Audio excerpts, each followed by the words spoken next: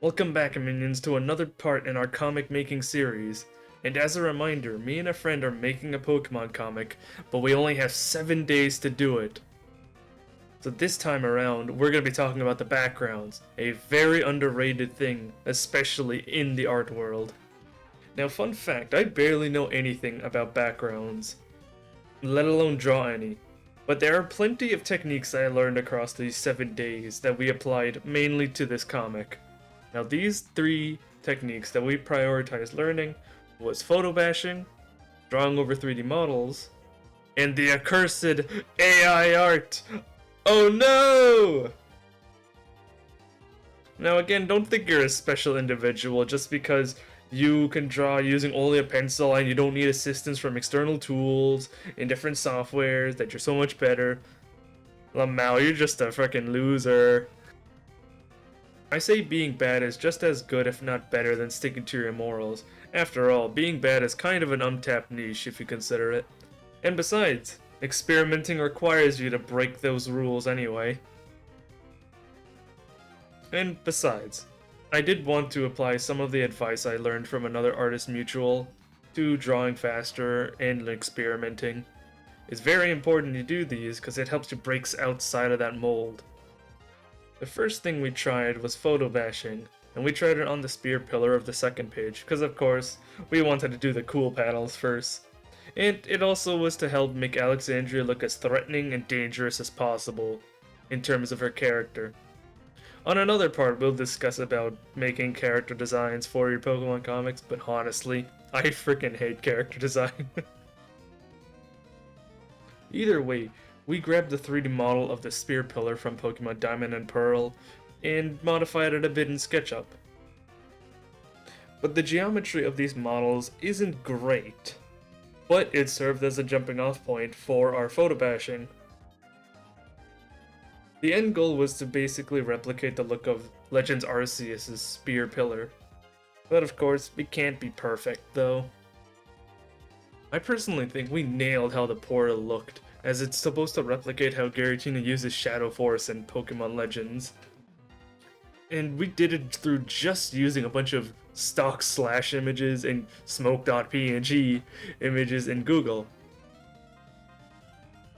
A lot of the time was really spent messing around and experimenting with different layers and shapes. Experimenting really is the name of the game here. But a good channel for tips if you want to try this yourself is Imad Awan's channel.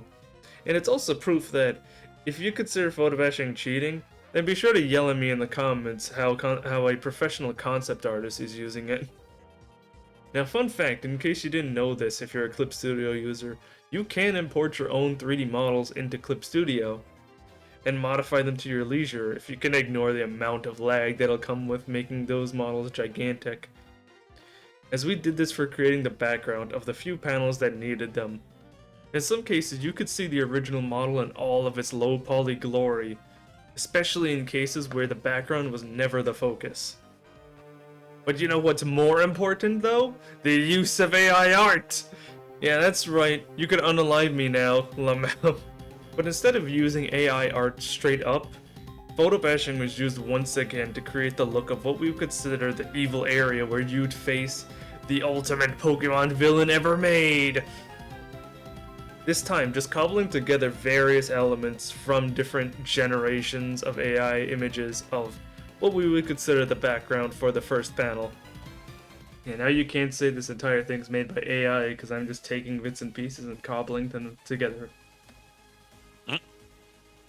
Like, I really like how the AI is just giving these, like, more like a princess vibe, how these, like, long draped, drapes, you know. I really, really like that. That's like such a nice aesthetic. And like the whole like cosmic vibe too. Cause it really does feel like a princess's bedroom more so. Mm-hmm. Like look at that. Look at that. That looks freaking cool. It's like a glass window. Like a glass window right next to a giant cosmic monitor. alongside modifying these parts with tools of the software, filters, blurring, blending modes, and my favorite tool of all time, the Liquify tool. And again, I will always support those who use AI art to assist them, but never those just churning out AI art, just creating slop without putting any single effort into it. The first panel's background is completely different from what we actually originally intended, since this final area where you're supposed to encounter the Pokemon antagonist is supposed to kind of be like Pokeminch's room from Mother 3. But the AI kind of generated things that are completely different from what we originally went with, but I love the idea so much that we decided to just use that instead. Good thing we didn't get too far in the comic for some story to develop beyond just the character going back into the past to kill the trainer's ancestor to make sure a loss never happened. But on a later part, we'll talk about ideation, where our idea just became way more over the top than you'd ever expect a Pokemon comic to become. This is definitely going to be the longest part in this entire series because backgrounds kind of were the thing that we spent the most time learning and working on, really.